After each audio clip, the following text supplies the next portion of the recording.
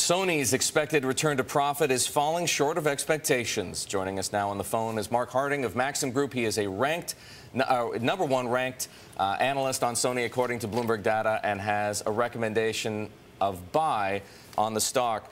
Mark, let's get into the guidance right away. Sony, it's been a turnaround story for as long as I can remember now. Looking ahead to the future, Sony's coming back to profit, but analysts were hoping for a lot more. What's going wrong? Well, I think in this particular case, management's probably being a little conservative. When you look at the revenue side, revenue guidance is ahead of expectations. The earnings guidance, I agree, it is below expectations here. When looking at the plant closings, management's ahead of expectations on the plant closing side. They're down to 46 from 57, and they intend to close another 3 by the end of the year. So I think this is more a situation of management being conservative, just trying to cool expectations as to when you could see improvements on the profitability side.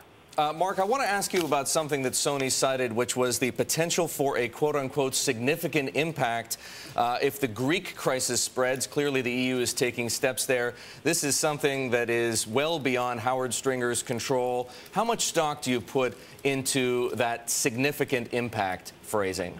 Sure. I think that has more to do with the foreign exchange implications. They were talking about hedging foreign exchange with forward contracts. There's only so much that can be done in terms of the forex hedges. I think looking, this is more, I think, a situation of what is within Sony's control. What goes on in the macroeconomic environment in terms of the euro relative to the yen, it's beyond any company and any management's control. The best thing that they can do is try and manage their exposure appropriately, and I think in this case the company is doing that. Mark, very quickly, with about 20 seconds to go, people talk a lot about 3D and its potential. How much of an impact is it going to have on Sony's numbers this year? I don't think it's going to have too much of an impact. It's more a 2011, 2012. All right, Mark, thanks so much for joining us. That is Mark Harding of the Maxim Group.